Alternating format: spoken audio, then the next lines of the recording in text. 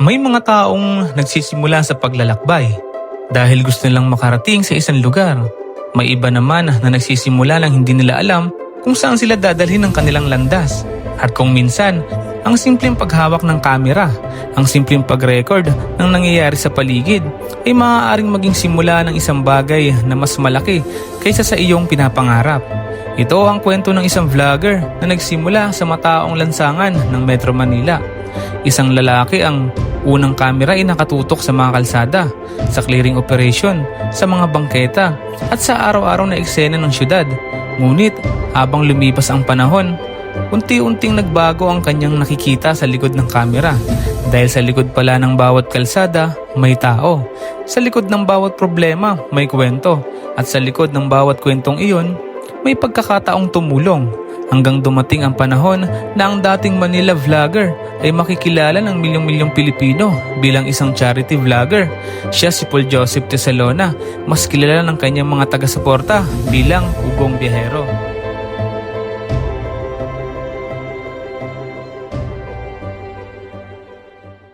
Bago pa man dumating ang malalayong bundok, bago ang mga charity mission, bago ang PB team, at bago ang milyong-milyong taong sumusubaybay sa kanyang mga videos, may isang simpleng content creator muna na umiikot sa mga lansangan ng Maynila, si Paul Joseph Tesalona.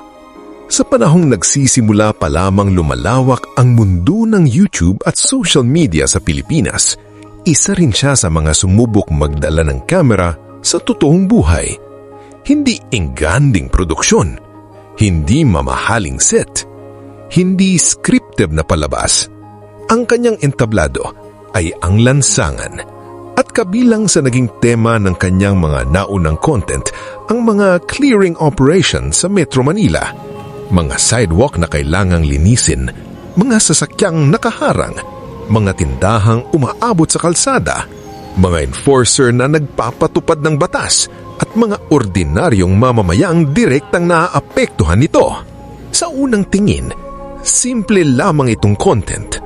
Kamera, kalsada, at tutukong pangyayari.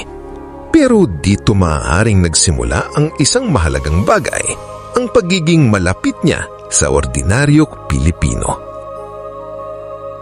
Kapag palagi kang nasa kalsada, marami kang makikita. Pero higit sa lahat, marami kang makikilalang tao.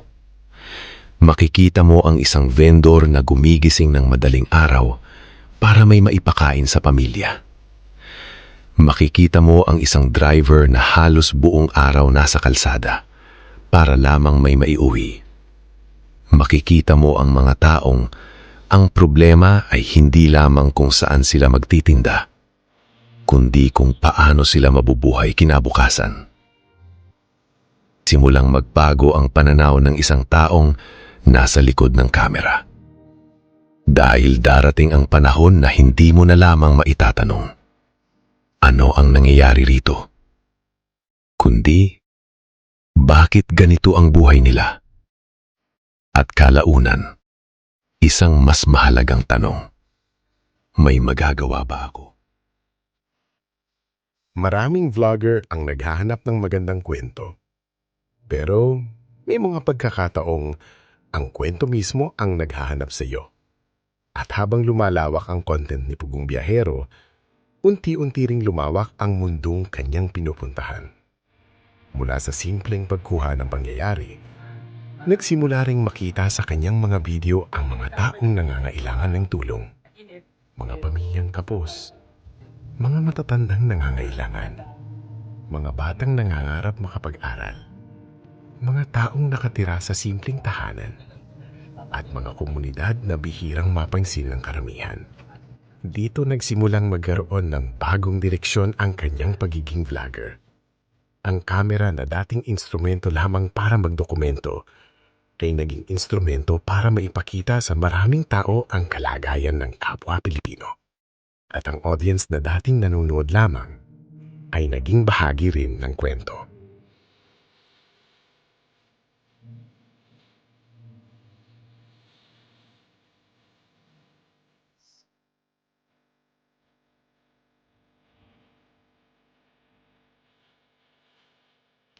Napakalaking bagay talaga ng social media ngayon mga kababayan. Dahil dati, kapag may isang pamilyang nangangailangan ng tulong sa malayong lugar, maaaring isang tao lang yung nakakaalam. Ngayon, sa isang video lang halos libo-libo or minsan nga milyon pa yung nakakakita sa mga views, no? Pero syempre, ang paggamit natin ng social media dapat maging responsable pa rin tayo. Gamitin natin sa tama kasi marami na kasing nagkakalat ng mga fake news ngayon, 'di ba? Lalo na yung mga AI na video na hindi naman talaga totoo. Kaya talaga dapat ang paggamit natin sa social media ay naaayon lamang sa tama.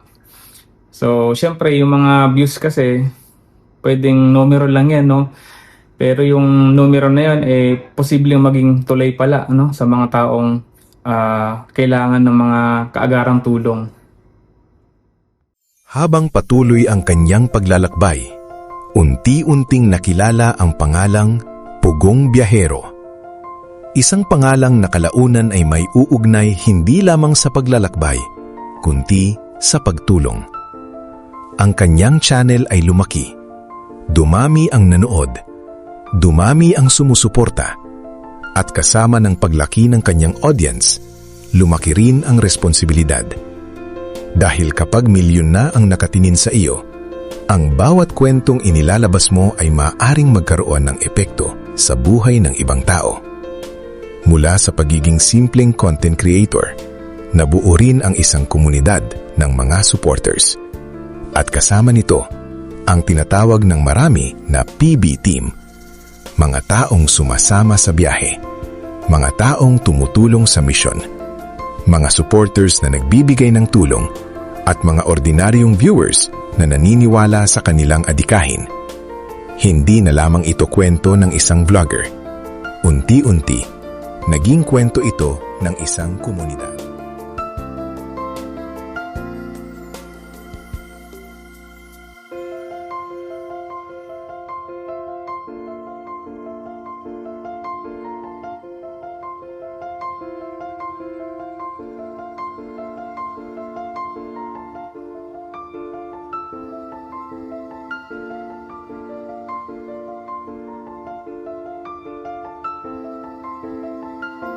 Sa paglaki ng Pugong Biyahero Channel, isang mensahe ang naging bahagi ng pagkakakilanlan nito. Share love, peace, and hope. Tatlong simpleng salita.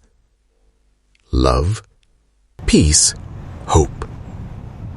Pero para sa isang pamilyang walang makain, ang hope ay maaaring isang sako ng bigas. Para sa batang gustong mag-aral, ang hope ay maaaring school supplies. Para sa isang pamilyang walang maayos na tirahan, ang hope ay maaaring bubong na hindi tumutulo kapag umuulan. At para sa isang taong matagal ng pakiramdam ay nakalimutan na siya ng mundo, minsan, ang hope ay simpleng pakiramdam na may taong nakakaalaza sa iyo.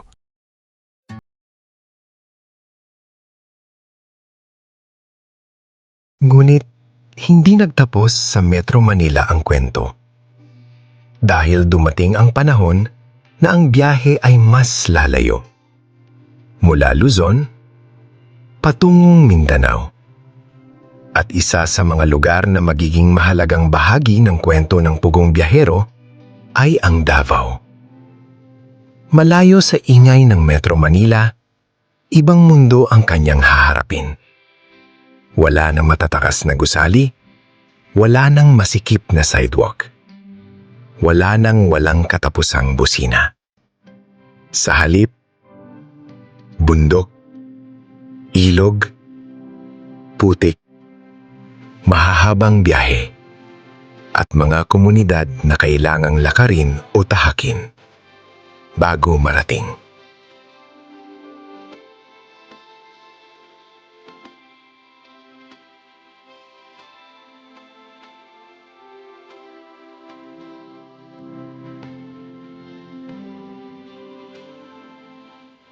Sa mga liblib na bahagi ng Mindanao, makikilala ni Pugong Biyahero ang iba't ibang pamilyang kabilang sa mga katutubong komunidad. Mga Pilipinong may sariling kultura, sariling tradisyon, sariling wika, at sariling paraan ng pamumuhay.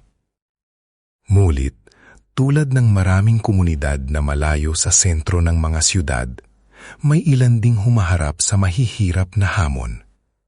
Distansya mula sa paaralan, limitadong kabuhayan, mahirap na transportasyon, at kung minsan, kakulangan sa pangunahing pangangailangan. Dito lalong lumawak ang direksyon ng charity missions. Ang pagtulong ay madaling isipin na simpleng pagbibigay. Magdala ng pagkain, magbigay ng pera, magbigay ng damit, umuwi. Tapos na.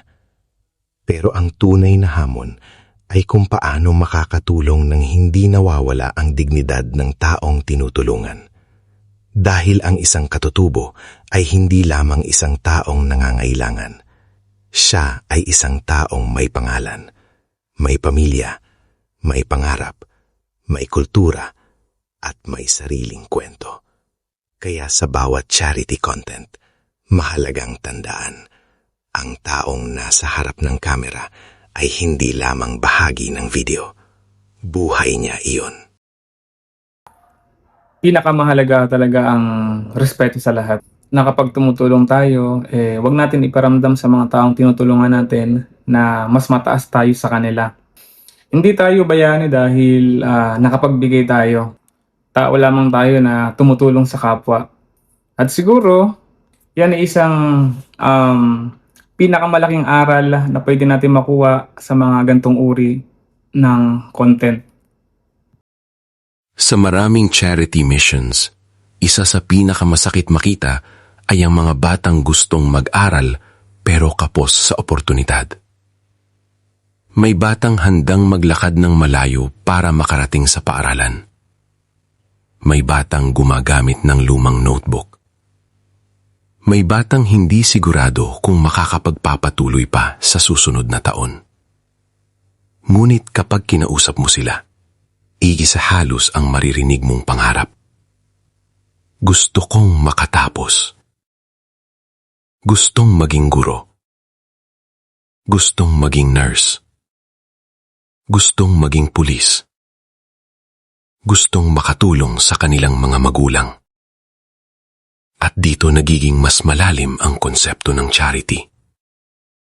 Dahil ang pinakamagandang tulong ay hindi lamang iyong makakatawid sa gutom ngayong araw, kundi iyong maaaring magbago ng kinabukasan.